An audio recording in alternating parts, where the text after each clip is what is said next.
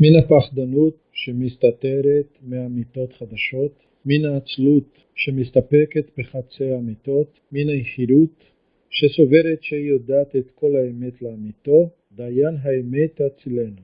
ככתוב, בידי הפקיד רוחי פדית אותי אדוני אל אמת. כן יהי רצון.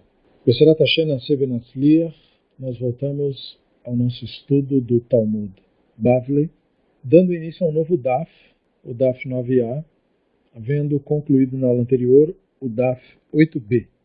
O DAF 9a é literalmente uma continuação, isto é, ele ainda está lidando com o mesmo assunto que nós estávamos falando na página 8b.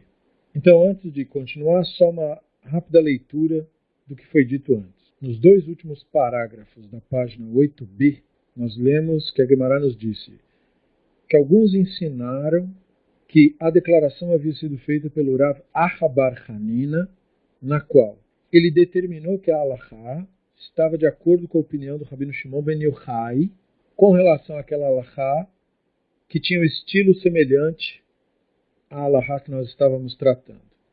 Como havia sido ensinado no Barait, que o Rabino Shimon ben Yochai disse em nome do Rabino Akiva que às vezes se recita o Shema 2 vezes durante o dia, uma um pouco antes do nascer do sol e uma logo após o nascer do sol, e assim se cumpre a dupla obrigação de recitar o Shema. Uma que se recita após o nascer do sol, Shema do dia, e outra que recita antes do nascer do sol, que é considerado então o Shema da noite. Aí a Gemara, no último parágrafo, havia dito, mas esse Barait é contraditório, porque inicialmente foi dito, às vezes recita o Shema 2 vezes durante o dia. Aparentemente o período logo antes do nascer do sol é então considerado dia, senão não ia falar durante o dia. E então você ensinou, ele assim cumpre sua dupla obrigação de recitar o Shema, uma do dia e uma da noite. Aparentemente o tempo em questão é considerado noite, para poder se cumprir o mandamento da noite. Caso contrário, ele não poderia cumprir sua obrigação de recitar o Shema durante a noite. Então como que se explica isso? Foi assim que terminou o DAF 8b, com uma dúvida. Muito bem, então aí a página dá prosseguimento para esclarecer a dúvida. Lá, leolani mamahu, haide karole lalia, deika enchei daganu bechachishata. Então a Gemara responde, não tem contradição.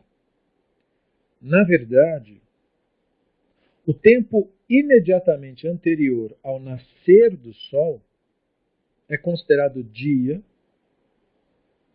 e o fato de aqui ser referido como noite é porque há pessoas que ainda estão dormindo nessa hora. E se houver necessidade, pode ser caracterizado como Beshor Becha, que é aquela expressão do mandamento do Shema que fala quando te deitares. Apesar de já ser dia, ainda é o período do deitares e, portanto, é tratado, halachicamente falando, como se fosse noite. Então esse trecho da Gemara está mostrando para nós um pouco mais sobre como o processo da halachá funciona. Porque nós, que estamos estudando esses assuntos, para nós utilizamos o senso comum, na maioria dos casos, para determinar uma determinada ideia. Como, por exemplo, quando é dia e quando é noite. Nós vamos usar o senso comum. Está claro é dia, está escuro é noite. Mas os sábios, eles não analisam deste modo. E esse é um exemplo clássico disso. O que determina o Shema diurno e noturno não é nem estar de dia e nem estar de noite. É o mandamento ter dito que essas coisas devem ser ditas Beshorvecha uvekumecha, quando te deitares e quando te levantares. A ambiguidade, portanto, não foram os rabinos que criaram. A Torá criou essa ambiguidade. E eles, portanto, trabalham com isso. A Torá podia ter dito, você recitará isso de dia e de noite, mas ela não diz isso. Ela diz, Beshorvecha uvekumecha. Então surge uma questão, peraí, mas quando eu me deitar, mas e se eu me deitar de dia? Quando eu me levantar, mas e se eu me levantar de noite? Ou se eu me levantar de dia? Você percebe? Quando a Torá coloca o preceito vinculado a esta ação, ela abriu um leque de possibilidades. Por isso que a Gemara está explicando isso. Sim, o período em tese é dia. Mas tem gente que 5 horas da manhã, quando o sol está nascendo, a pessoa está dormindo ainda. Então, para ela é noite, embora seja dia. Por quê? Porque o que importa é a frase Beshorvecha uvecumecha, quando te deitares e quando te levantares. Então, a alahá, aí fica a lição, ela não é necessariamente derivada da lógica, como nós esperaríamos. Por quê? Porque você fica com a impressão de que, entendi, os temas de alahá são temas lógicos. Não, não são temas lógicos. Os temas de alahá são temas que nós poderíamos aí usar um jargão. Eles são temas escriturísticos, ou seja, eles são estritamente vinculados ao que o texto disse e a maneira como os rabinos explicam o que o texto disse. E isso às vezes casa com a lógica e às vezes não tem nada que ver com lógica nenhuma.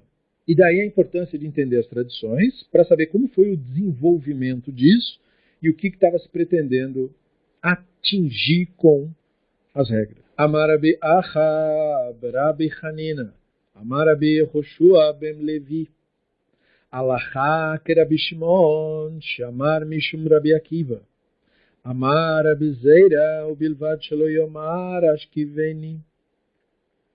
Então o Rabino Acha, filho do Rabino Hanina, diz que o Rabino Yehoshua ben Levi ensinou: a Alachá está de acordo com a opinião do Rabino Shimon, que a disse em nome do Rabino Akiva. Ou seja, essa alahá, que diz que você pode fazer o Shema um pouco antes do nascer do sol, ou seja, o céu já clareou, mas o sol ainda não apareceu. O Shema feito naquele momento é o Shema da noite ainda. E aí quando o sol aparece, o Shema feito naquele momento é o Shema do dia. E não interessa a lógica.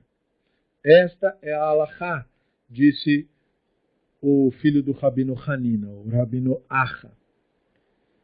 E o Rabino Zera falou, enquanto ele não recitar Ashkiveno, que quer dizer, nos ajude a deitar, que é aquilo que nós recitamos na reza noturna, né? Então, também depois de recitar o Shema vespertino antes do nascer do sol, com a brachá, ajude-nos a deitar, Ashkiveno, que é uma reza para que a gente durma em paz, e, portanto, é impróprio fazer isso pela manhã.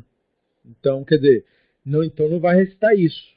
É naquele período ali que o sol ainda não apareceu, mas não vai falar Ashkiveno, porque não se fala Ashkiveno de manhã. Então, a alahá é essa, com apenas aquela pequena ressalva.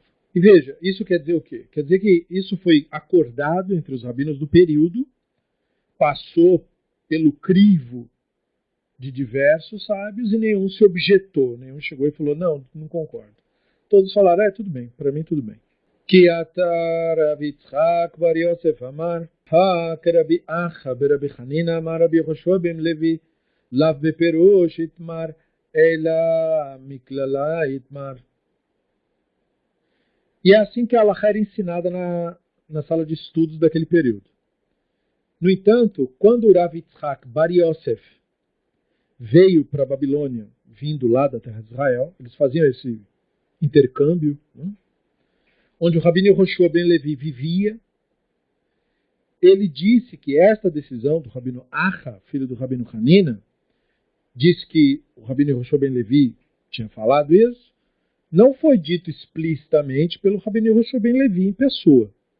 Em vez disso, foi declarado que ele sustentava que a alahá está de acordo com a opinião do Rabino Shimon, que a disse em nome do Rabino Akiva, com base numa inferência, ou seja, em algo que ele havia deduzido por lógica. Então, isso é importante de vermos, porque o Talmud então está mostrando que apesar do consenso, ele foi mesmo assim averiguado a informação. E lá diz, chegou à mesma conclusão, mas por outra fonte.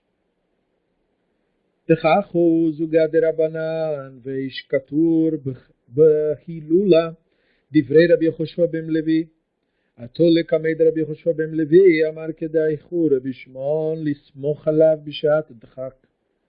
Então o incidente foi o seguinte: este par de sábios ficaram bêbados no casamento do filho do Rabino Yehoshua ben Levi.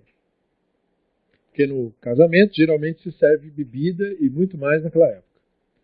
E aí aconteceu que eles adormeceram antes de recitar o Shema noturno. Quando eles acordaram, o amanhecer já tinha ocorrido. Ou seja, eles acordaram naquele período antes de aparecer a abóbada do sol. Eles foram até o Rabino Yehoshua ben Levi e perguntaram se ainda podiam recitar o Shema noturno. Ele disse a eles: o Rabino Shimon é digno de confiança em circunstâncias especiais. Ou seja, o Rabino Yehoshua ben Levi não legislou, de acordo com a opinião do Rabino Shimon, em um caso onde não há circunstâncias especiais, não se pode confiar nessa decisão. Circunstância especial é uma situação como essa, que você está ali no meio de uma decisão e você não sabe o que fazer.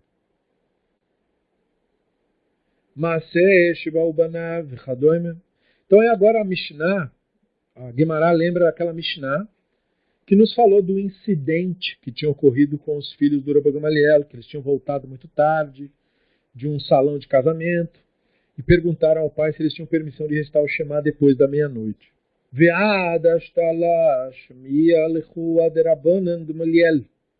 Então a Guemará pergunta, bom, até agora, ou seja, até o momento daquela cena ali que a Mishnah nos mostrou, eles não tinham ouvido essa alahá do Rabbi Gamaliel? Como é que a Mishnah pode nos dizer que eles não sabiam que ele afirmava que é permitido recitar o Shema noturno depois da meia-noite? Não eram filhos dele, afinal de contas? Ele não ensinava isso para os meninos desde pequeno? Então como que os meninos chegam e falam, pai, qual é a alahá? Ele nunca falou para eles dessa alahá? Olha como o Talmud é, né? Como a Mishnah nos conta uma coisa, como se o Rabbi Gamaliel estivesse contando uma novidade para os filhos. Ué, mas eles já não eram sábios também? Eles não iam saber de alahá, eles tinham que vir perguntar e ele estava contando como se fosse uma novidade? Como assim? Como eu devo entender aquela história? Achi kemreile Rabban pligi ilvalvon vayechid rabin alahá kerabi odilma Rabbanan kavutcha savira lechu v'chai kemrei ad chatzot kede learchid adan min naveira אמר לו רבונן כבותם סבירה לכו וחייבים אתם וחי כאמרי עד חצות כדי להרחיב אדם מן עבירה. Então a Guemará responde dizendo que os filhos do Rabbi Gamaliel não perguntaram a opinião. Isso é importante porque é o jeito que nós somos inclinados a ler. Então está aqui um exemplo clássico para você saber explicar também em que sentido o Talmud é um texto difícil. As pessoas falam, o Talmud é difícil, o Talmud é difícil. Difícil como? Veja, é um texto do século III. Não está falando de física avançada aqui. Por que o texto é difícil? Por uma questão cultural, por uma questão do campo. Depende. Se você for do campo e entender de coisas do campo, não vai ser tão difícil para você. O que torna o texto do Talmud realmente difícil? Uma das coisas que torna o texto do Talmud realmente difícil é a maneira como o texto é construído. Se você reparar nas traduções, eu costumo colocar letras em negrito e letras sem. A letra que está em negrito representa a tradução, né, dentro do possível, literal do texto aramaico. E o que não está em negrito não está no texto aramaico. É preciso complementar para você, eu ou qualquer pessoa entender o texto. Se você começar a prestar atenção nisso, você vai ver que o texto, por si só, é quase impossível de você entender. Por exemplo, esse texto mesmo, onde a Guemará responde, ela não diz que responde. Ela simplesmente fala assim, ó, eles disseram a ele o seguinte, os rabinos discordam de você. E aí, o texto, mas do que está falando? Aí fala assim, um sábio, individual, e muitos sábios. Alahá, de acordo com a opinião de muitos. Entendeu? O texto é assim, ele é truncado, como se fosse um código. É isso que torna o Talmud um texto complexo. Da mesma forma a Mishnah, que está sendo lembrada agora aqui. Quando você lê aquela Mishnah de maneira corrida, você fica com a impressão de que os filhos do Rabbi Gamaliel estão fazendo uma pergunta para ele sobre coisas que eles não sabiam. Mas a Guemará está nos convidando a pensar, mas isso poderia ser verdade? Por acaso eles não eram adultos já, não foram na festa de casamento, não fizeram tudo aquilo? Foi a primeira vez que eles ouviram o pai dele falar aquilo? Então a Guemará está nos levando a questionar nossa própria leitura inicial. E falando, não pode ter sido aquilo. Então a Guemará está dizendo, em vez disso, eles disseram a ele o seguinte, Ou seja, essa é a maneira correta de ler aquele trecho da Mishnah. Os rabinos discordavam fundamentalmente de você, como se os filhos estivessem dizendo para o Rama Gamaliel, em relação a esta alahá. Então a pergunta era essa. A pergunta não era qual é a alahá. A pergunta era, os rabinos discordavam fundamentalmente de você, pai, em relação a essa alahá, sustentando que o Shema pode ser recitado até meia-noite? E neste caso, se for isso, quando há uma discordância entre um sábio individual e muitos sábios, né, os sábios, então a alahá está de acordo com a opinião dos sábios. E em cujo caso, nós os filhos, ali na cena, devemos seguir a prática dos rabinos, independente do que o senhor acha. E, portanto, se eles dizem que é só até meia-noite, é só até meia-noite, e, portanto, nós não podemos mais fazer o Shema hoje, porque já passou. Perdemos o Shema. Então, essa era uma cláusula da pergunta. Ou será que os rabinos sustentam, de acordo com a sua opinião, que o tempo do Shema noturno se estende por toda a noite, como o senhor fala, e neste caso, o que é que eles dizem? Né? Por que eles dizem que só pode ser recitado até meia-noite? E aí seria para afastar uma pessoa de transgressão, então? Ou seja, ele não estava contando uma novidade para eles. Os rabinos ordenam só até meia-noite para afastar uma pessoa da transgressão. Isso eles já tinham que saber. Então a Guimarães está dizendo, eles estavam colocando aquilo como uma pergunta retórica. E se esse último caso for a interpretação verdadeira, então, quando houver circunstâncias atenuantes, por exemplo, esquecer, por essa questão aí de que bebeu, de que foi fazer uma mitzvah, então se pode recitar o Shema noturno depois da meia-noite, mesmo discordando dos rabinos. Aí o Rambam Gamaliel teria respondido aos filhos, os rabinos concordam comigo. Ou seja, ele não estava dizendo eu tenho uma opinião, os rabinos têm outra opinião. Ele estava dizendo, no fundo eles concordam com o que eu estou falando. E, portanto, vocês são obrigados a recitar o Shema. Os rabinos dizem que o Shema só pode ser recitado até meia-noite para afastar uma pessoa da transgressão. Como vocês bem sabem, como se fosse dizer. Mas depois do fato, ou seja, depois que você já esqueceu mesmo, até mesmo os rabinos permitem a recitação depois da meia-noite. Então veja como, nesse exemplo de releitura da Mishnah inicial, como que o texto é complexo. Porque o texto, então, ele tem que ser transcendido para ser entendido. E você tem que preencher as lacunas, muitas vezes com conhecimentos prévios, mas na maioria das vezes alguém tem que te passar essa tradição, senão não tem como você entender. É isso que torna o Talmud difícil. Ele é um texto altamente dependente de tradição. Você tem que estudar ele com alguém que estudou com alguém que estudou com alguém. Senão você não entende nada do que fala, mesmo que você seja capaz de ler o texto, porque você precisa do preenchimento dessas lacunas. Daí esse excelente trabalho dessa versão que nós usamos, que é o Talmud Koren, de preencher o Rabino Steinsaltz, né? Ele preencheu as lacunas. E mesmo assim você tem que fazer comparações com outros estudos acadêmicos, porque é um trabalho tão volumoso que aqui ou ali, às vezes aparece um equívoco, alguma coisa. Mas esse trabalho foi amplamente revisado, então ele é bastante confiável. Né? Mas entendam então por que é difícil. Não é difícil porque o assunto é difícil, não é difícil porque por causa só de uma questão de idioma, porque isso daí se aprende, e como nós já falamos em outras oportunidades, quanto mais antigo é o idioma, mais simples ele é, na verdade. Os idiomas se tornam complexos com o passar do tempo, é como seres vivos. Inclusive é usado esse tipo de analogia, tanto no estudo da linguística quanto no estudo da biologia. Os seres vivos, conforme você vai andando para trás no tempo, eles vão se tornando cada vez mais simples. Seres cada vez mais simples. Até os organismos unicelulares há bilhares de anos atrás. Línguas também são assim. Quanto mais para trás você vai na história, mais simples a língua se torna, até virar só um bando de grunhido que você mal entende o que quer dizer. E aí ela vai ganhando complexidade com o tempo. Então é um mito, um pouco, né?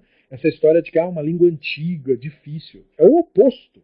São as línguas modernas que são difíceis. As línguas antigas são as mais fáceis de aprender. E esse é mais um incentivo para a pessoa se dedicar para aprender, porque é muito mais simples. Difícil é a nossa língua, né?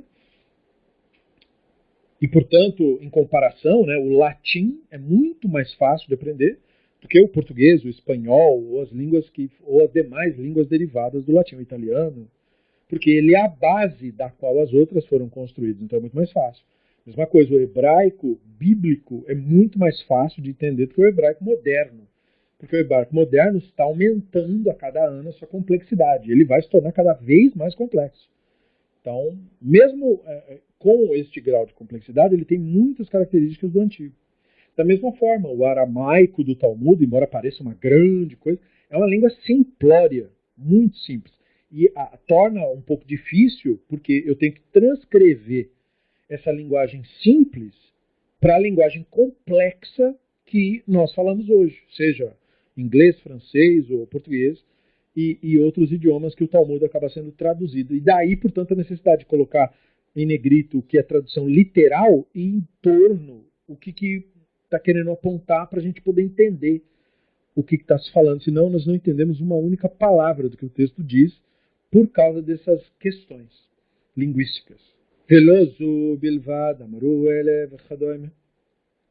Então nós aprendemos na Mishnah, na continuação da Mishnah, que o Rabban Gamaliel disse aos seus filhos, e não é apenas esse caso, né, o único caso em relação à alahá de recitação do Shema. Ao contrário, aonde quer que os rabinos tenham dito que a regra ia até meia-noite, a mitzvah, na verdade, pode ir até o amanhecer. Então a Gemara pega essa cláusula e nos faz pensar sobre ela também. Rabban Gamaliel, Miki Amarat Chatzot, Dekatanei, Veloso Bilvad, Amru. Então a Gemara questiona a formulação da Mishnah. Mas peraí, o Rabban Gamaliel diz até meia-noite, dado que ele ensina, e não são apenas eles que disseram isso.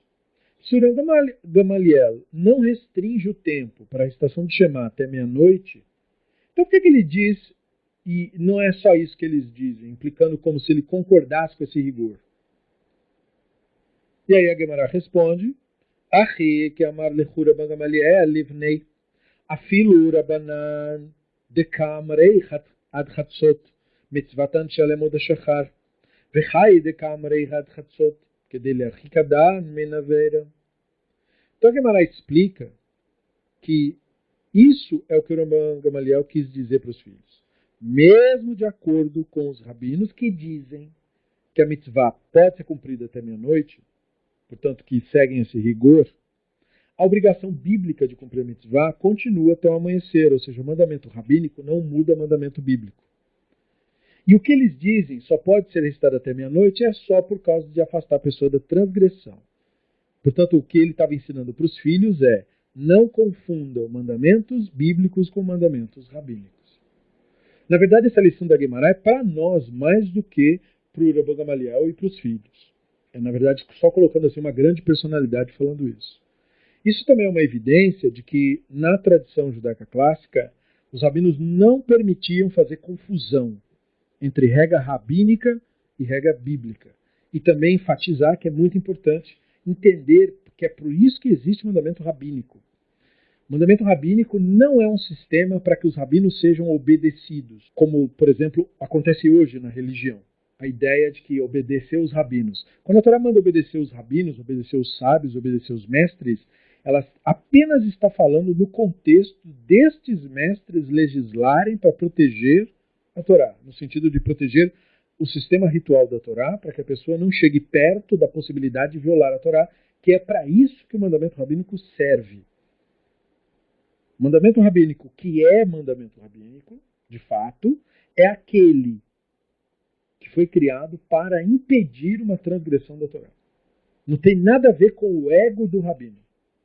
Não tem nada a ver com o rabino ser obedecido porque ele é uma autoridade espiritual. Não tem nada a ver com isso. Tem apenas que ver com o preceito ritual e como ele criou uma regra que impede a pessoa de chegar perto de violar aquilo lá, como neste exemplo. O mandamento de fazer o Shema noturno envolve todas as questões do que nós vimos na Mishnah, de cansaço, de sono, da pessoa não conseguir fazer porque trabalha muito.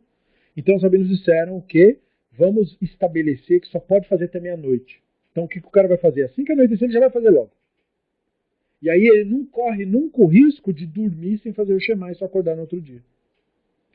O que esse mandamento atende para o ego do rabino? Que diferença ele faz para o rabino? Não faz diferença nenhuma para o rabino. Então esse rabino cumpriu a sua obrigação, digamos assim, de mestre. Porque ele criou uma regra que não tem nada a ver com o ego dele. Tem a ver com você ser protegido da violação. Ele levar em conta isso.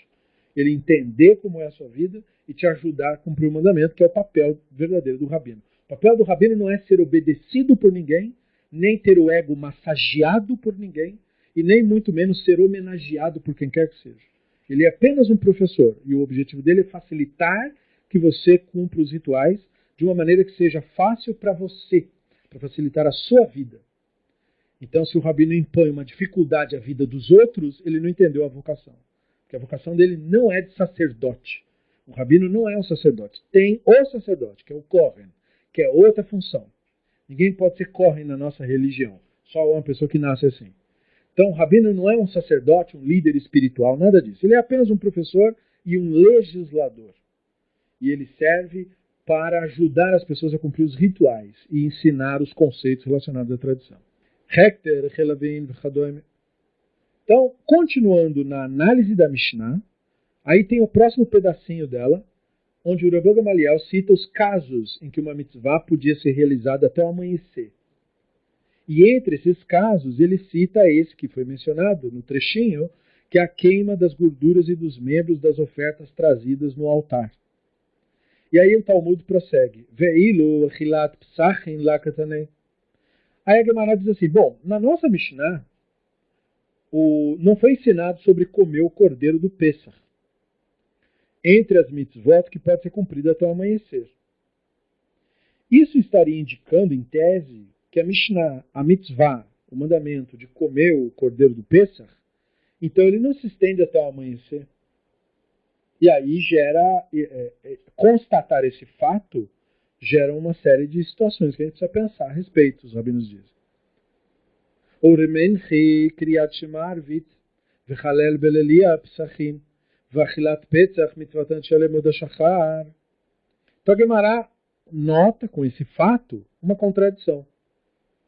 E essa contradição é baseada num outro baraita, que falou assim, as mitzvot da recitação do Shema noturno e a recitação do Halel nas noites de Pessah, quando é feriado de Pessah, tem uma reza, que é uma coletânea de Terrilim, que chama Halel, né?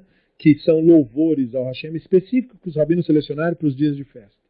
E é uma mitzvah fazer o Halel. E ela acompanha, no caso, a oferta do cordeiro do Pessah. E também comer o cordeiro do Pessah é uma mitzvah propriamente dita. Tudo isso pode ser realizado até o amanhecer, disse esse baraita. Mas se é isso mesmo, se esse baraita está certo, então, naquela expressão ali do Rabbi Gamaliel, que a queima da gordura e dos membros só pode ser feita, era feita até meia-noite, mas podia até amanhã, mas ele não falou do cordeiro do Pessah em específico. E aí como é que fica? A Gemara coloca. E ela responde em seguida.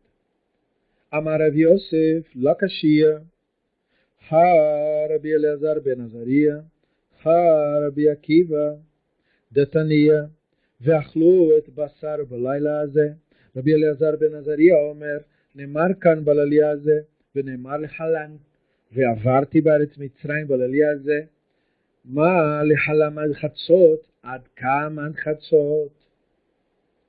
Então o Rav Yosef disse, não é difícil resolver isso. Essas duas fontes refletem duas opiniões conflitantes. Essa, e aí o Talmud quer dizer a nossa Mishnah, está de acordo com a opinião do Rabino Elazar ben Azaria. Enquanto que o Baraita está de acordo com a opinião do Rabino Akiva. Como foi ensinado no Baraita com relação ao verso que discute a Mishnah de comer o cordeiro do Pessah.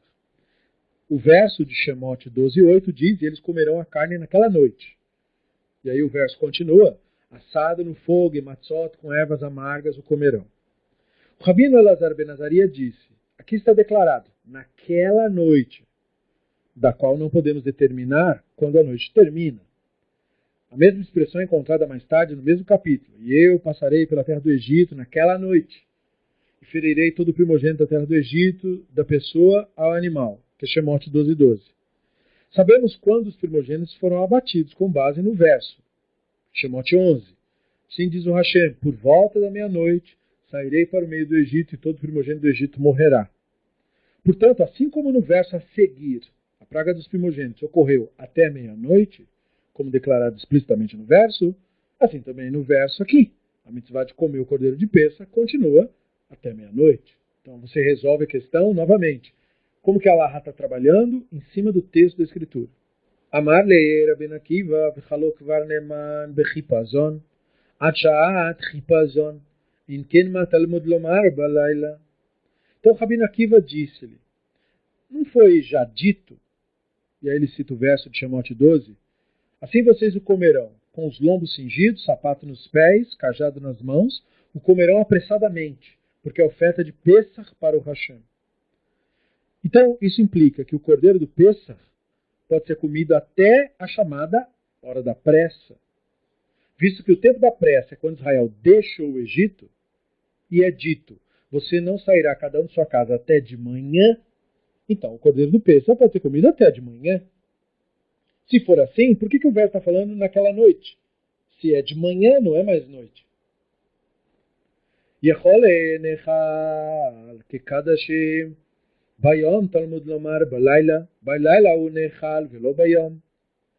Então a Gemara explica que a frase daquela noite que consta no verso é necessária no verso porque sem ela, eu, o leitor comum, poderia ter pensado que o cordeiro do Pêssah é comido durante o dia, como todas as outras ofertas que devem todas ser abatidas e comidas durante o dia, porque nos faz oferta no templo à noite.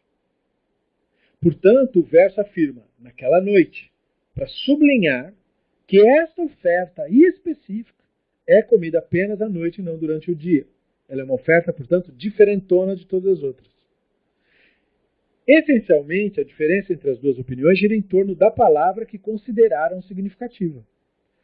Então veja, não é uma discussão sobre lógica, mas sobre qual a palavra-chave do verso. O Rabino Elazar ben Azaria considerou a palavra noite como a palavra-chave do verso, e o Rabino Akiva considerou a palavra pressa como a palavra-chave do verso. A Gemara começa a analisar essas declarações. Bishlama le Rabbi Elazar ben Azaria daí le yegzera shavá itztrich le michtav le chazé ele Rabbi Akiva chai chazé mayaved le. Então, considerando que, de acordo com o Rabino Elazar ben Azaria, que tem a tradição de uma analogia verbal, uma gezerah shavá, como é chamada, entre a frase naquela noite, com relação a comer o cordeiro do Pêssah, e a frase naquela noite, com relação à praga dos primogênitos no Egito. Foi necessário que o verso escrevesse aquilo, a Z, para indicar que estes tempos são paralelos. No entanto, de acordo com o Rabino Akiva, que não teve essa tradição, o que ele faz com o termo isso? Por que é necessário enfatizar naquela noite, na opinião dele? Então veja como o Talmud trabalha. Dois rabinos com fontes tradicionais diferentes. Eles estão explicando o mesmo cenário. Então o que o Talmud diz? Em vez de contrapor uma opinião contra a outra, o Talmud quer dizer, você dá ênfase em qual palavra? E como você explica o que ele fala? E aí vira para o outro e diz, você dá ênfase em qual palavra? E como você explica o que ele diz? Então essa é a maneira que é chamada de debate dialético. Eu não coloco as opiniões contra uma outra, eu quero que a A explique a B sobre a sua ótica e quero que a B explique a A sobre a sua ótica. É isso que eu pretendo fazer, para que eu consiga perceber verdadeiramente o outro ponto de vista. Então isso serve como uma lição para que nós entendamos qual é a forma talmúdica de você solucionar conflitos de opinião. Se eu tenho uma opinião A e você tem uma opinião B, é porque nós queremos solucionar um determinado problema e eu acho que soluciona do modo A e você acha que soluciona do modo B.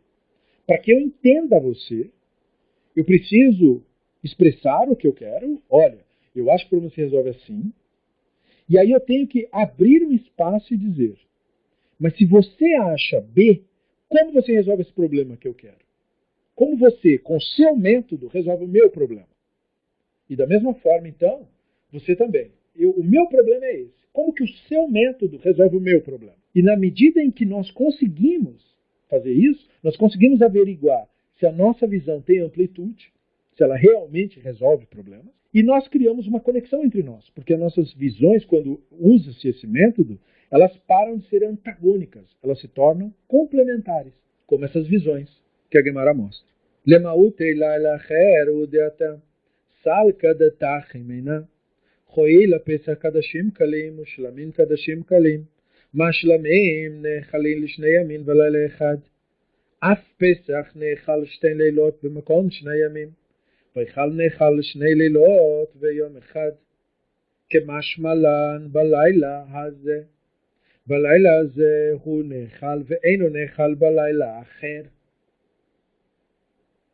Então a Gemara responde, naquela noite, a frase naquela noite, ela chega no nosso verso para excluir outra noite. E já se poderia ter excluído, né, que o cordeiro do Pêssach pode ser comido por 2 noites. Então a Gemara diz, porque teria passado pela sua mente, sem essas explicações, dizer, bom, visto que o cordeiro do Pêssach cai na categoria de ofertas de santidade menor, e as ofertas de Shlamim podem ser comidas por 2 dias e 1 noite, ou seja, o dia em que eles são ofertados até o dia seguinte, essas são as ofertas chamadas de santidade menor, por isso, como aprendemos na Torá, assim também o cordeiro do Pêssach, segundo essa lógica simples, porque ele é um Shlamim para todos os efeitos, ele podia ser comido por 2 noites, em vez de 2 dias. Em outras palavras, pode-se concluir, e seria errado, mas seria uma conclusão seguindo a lógica, deste paralelo com as ofertas de Shlamim, que o cordeiro do Pêssach deveria ser comido por 2 noites e o dia entre elas. Portanto, o verso nos ensina especificamente a frase, naquela noite, ou seja, apenas naquela noite ele é comido, não é comido em outra noite. Então esse é mais um exemplo de que o sistema ritual da Torá não é um sistema necessariamente baseado em lógica. Porque a Gemara está mostrando que, pela lógica, a oferta do Pêssach seria como as ofertas que a Torá chama de oferta de Shlamim. Ofertas de Shlamim são ofertas de santidade menor, em comparação com as de santidade maior. Onde está a santidade da oferta? Está no fato dela ser mais estrita. As ofertas de maior santidade só podem ser comidas por 1 dia. Então elas requerem muito mais atenção. Conforme você tem um maior prazo, um maior espaço de tempo, logo você tem menos atenção. Como é a atenção e, portanto, a Neshama que transfere santidade para qualquer coisa, ou seja, o divino é que torna uma coisa sagrada. A oferta em si, ela não é sagrada, é só um bicho, né? E no caso a carne abatida e tal. É a atenção no rito que torna algo sagrado. Nesse sentido, Shlamim é uma oferta de santidade menor, ela tem um prazo maior. Então, Pêssach seria como essa oferta para todos os efeitos. Porém, essa seria eu seguindo a lógica, e essa lógica estaria errada, explica a Gemara. E é por isso que a frase naquela noite é necessária em relação a especificamente essa oferta. Então a Gemara está mostrando que o sistema legislativo da Torá ele é captado através de você prestar atenção nas terminologias que a Torá usou para cada e todo mandamento em específico. E aí você começa a perceber nuances como esta. Ver Rabi Eleazar ben Azaria. Então a Gemara pergunta, bom, em caso afirmativo, né, desse raciocínio, de onde o Rabi Eleazar ben Azaria deriva que o cordeiro de Pêssach não poderia ser comido por 2 noites? Veja mais um exemplo, né? Essa é a frase completa. É isso que o Talmud está raciocinando. Mas o que foi escrito literalmente só foi o Rabi Eleazar ben Azaria. E disso eu concluo que ele está usando o argumento do Rabi Eleazar ben Azaria, que em caso afirmativo do que acabamos de falar, derivava que o cordeiro do Pêssach não poderia ser comido por 2 noites. Então a Gemara estaria perguntando, sendo isso mesmo, da onde o Rabi Eleazar ben Azaria tirou isso. E aí a Gemara responde, Milot tiro ad boker nafka. Rabi Eleazar ben Azaria tira essa conclusão do verso, da frase de Shemot 12:10, não deve permanecer até de manhã. Se alguém está proibido de deixar qualquer parte da oferta até de manhã, certamente ele está proibido de deixar na noite seguinte, né? Portanto, não é necessário citar uma fonte adicional para ensinar que o cordeiro do Pêssego pode ser comido na primeira noite, embora todas as ofertas que sejam como essa possam ser comidas por duas. Verabi Akiva e Mehatam Chavolemina Mai Boker Boker Sheni. E sendo assim, por que o Rabino Akiva exige interpretar o termo isso para derivar que o cordeiro do Pêssego não poderia ser comido na segunda noite? Você acabou de dizer que não precisa nem trazer outras provas. É que, de acordo com o Rabino Akiva, se fosse derivado do verso não deve permanecer até de manhã, ou seja, qualquer pessoa, poderia ter dito qual é o significado da expressão de manhã. E aí a pessoa poderia falar, significa segunda manhã, já que a Torá não especifica qual que é a manhã do cordeiro do Pêssego que não pode ser deixado. É a primeira manhã, a segunda manhã ou qual manhã? Então a Torá precisava descrever naquela noite e em nenhuma outra para eu não ter esse tipo de confusão. Com isso, os sábios do Talmud estão tentando nos mostrar como ler o texto da Torá de forma legislativa. Nós não temos esse hábito de fazer a leitura da Torá como os rabinos do Talmud estão mostrando aqui. Nós temos o hábito de ler a Torá como narrativa, como é normal essa leitura. Porém, como o estudo do Talmud é um estudo, inclusive de nós notarmos como que a legislação nasce, então os sábios estão mostrando como ler de maneira legislativa. Quando você lê de maneira legislativa, você lê de uma maneira completamente diferente da questão narrativa. Porque o sistema legislativo, muitas vezes, inclusive, ignora o sistema narrativo, porque ele está analisando a coisa com base na argumentação das regras jurídicas. As expressões do texto deixam de ser expressões de efeito linguístico, de efeito poético, de efeito simbólico, e passam a ganhar status jurídico, por assim dizer, estabelecendo regras. Então, a frase, naquela noite, que para qualquer outro tipo de leitura é uma força de expressão, aqui se torna uma regra de Halachá. E aí você começa a perceber que, portanto, quando você lê o texto de maneira legislativa, você vai aprendendo com os rabinos a ler de maneira legislativa, uma mera frase como de manhã não é uma descrição do tempo mais, e sim uma regra jurídica determinando o tempo em que tal regra tem que ser feita. Então, é preciso aprender esse olhar para que nós possamos aprimorar a nossa leitura da Torá com essa lição que os rabinos nos dão. O Silvio está fazendo uma pergunta, eu também não sei se a pergunta é pertinente. Ele coloca entre aspas se é, eu também não sei se é. Como o Rambam concebeu o Mishneh Torah? O Mishneh Torah, ele é resultado da educação do Rambam. Ele não foi concebido, ele foi herdado. O Mishneh Torah é mais um testemunho do pai do Rambam e do professor do Rambam do que do próprio Rambam. O Mishneh Torah reflete muito pouco o Rambam enquanto a pessoa do Rabino Moshe Ben Maimon. O Mishneh Torah representa a tradição que o Rambam recebeu. Como o judaísmo foi passado para ele. Como era ensinada a Torá na sua herança. Então, não é uma obra concebida, é uma compilação de uma tradição recebida. Verabi Elazar amar lach kol boker boker yishamu. E o que o Rabino Elazar ben Azaria responderia? Veja como o Gemara trabalha as ideias, né? Se é esta a visão, o Rabino Elazar ben Azaria não estava mais vivo nessa época para a gente poder perguntar diretamente para ele. Então a Gemara pergunta para os herdeiros tradicionais, o que ele responderia se ele estivesse aqui? Ele poderia ter dito a você, diz o Talmud, se não for observado de outra forma, cada menção não modificada da palavra manhã, boker, na Bíblia hebraica, se refere à primeira, ou seja, amanhã logo em seguida, da cena que estiver sendo descrita. Se não fosse esse o caso, nenhum texto bíblico poderia ter qualquer significado definido. Por que nós precisamos considerar esse fato e prestar atenção a essa afirmação do Talmud?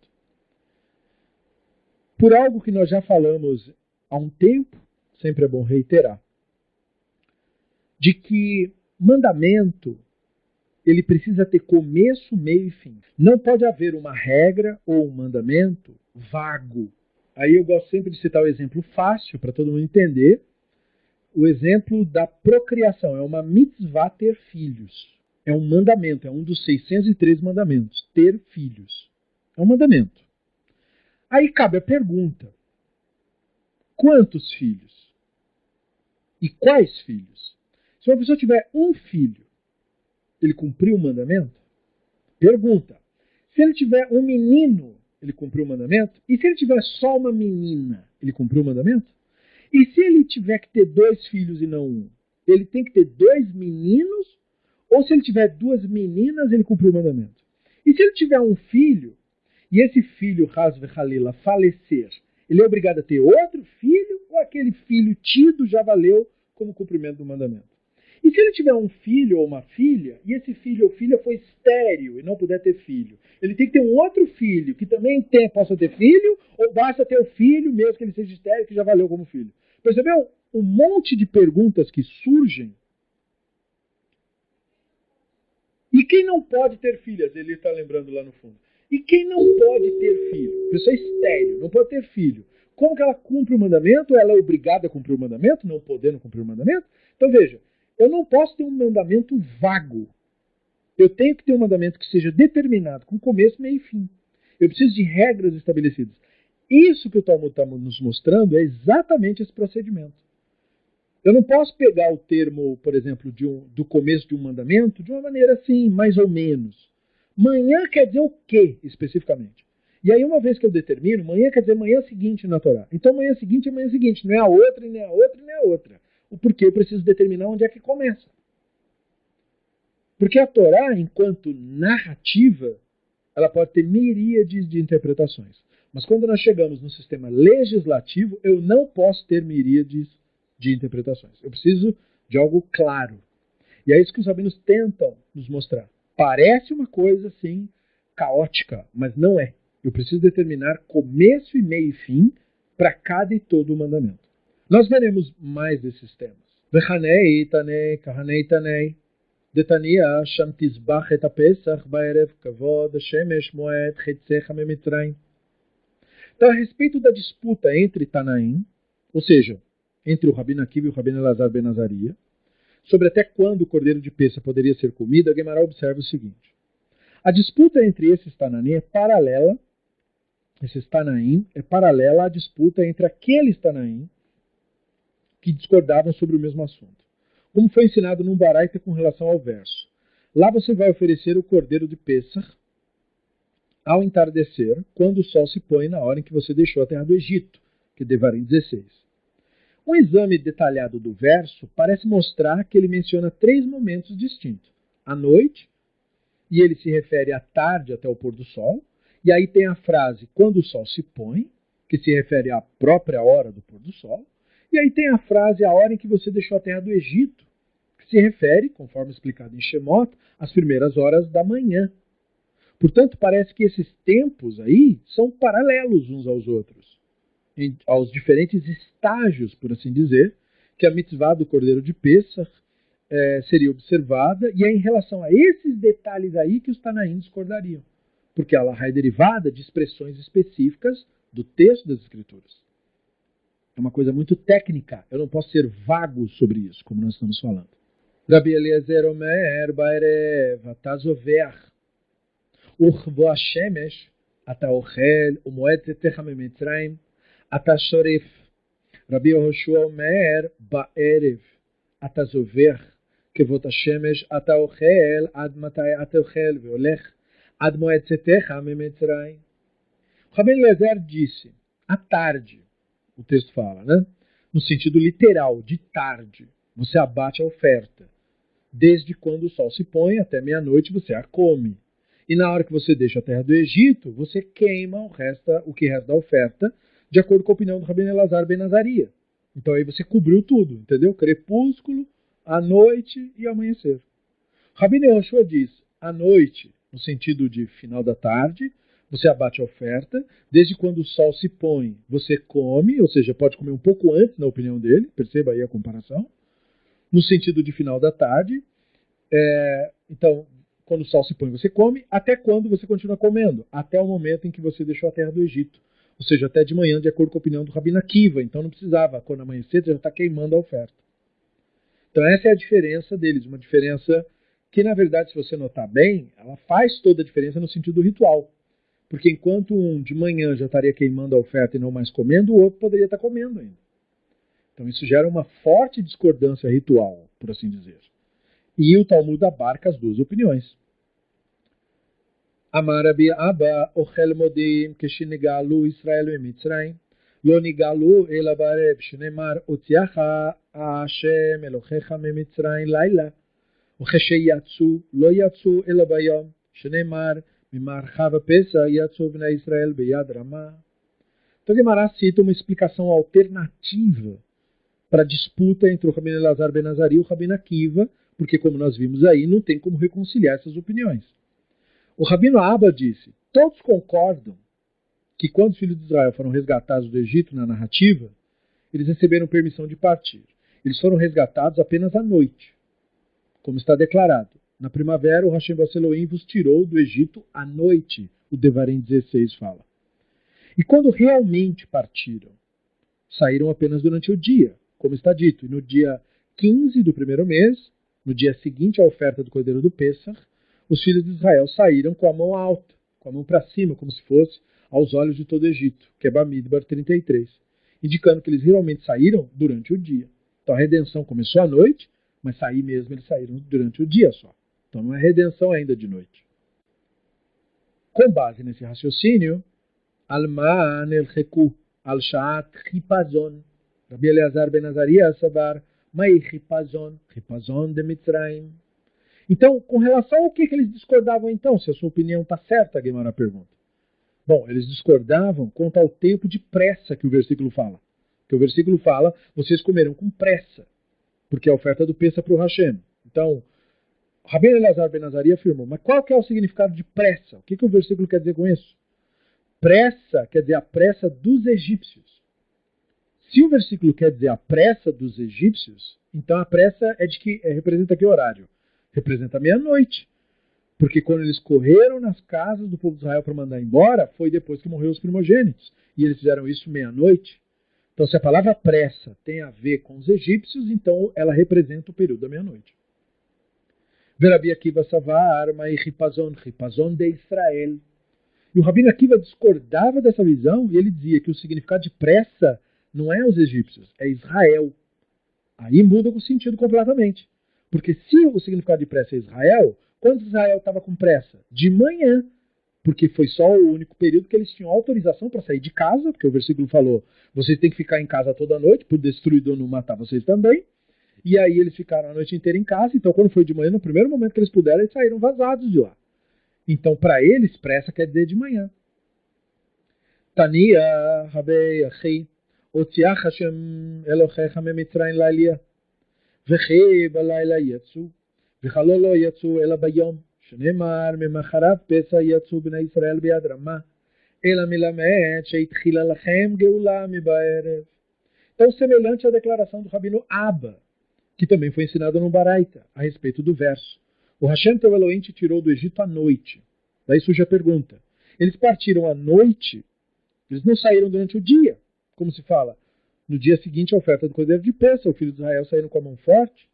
Em vez disso, isso ensina que a redenção começou para eles à noite, embora tenha sido durante o dia.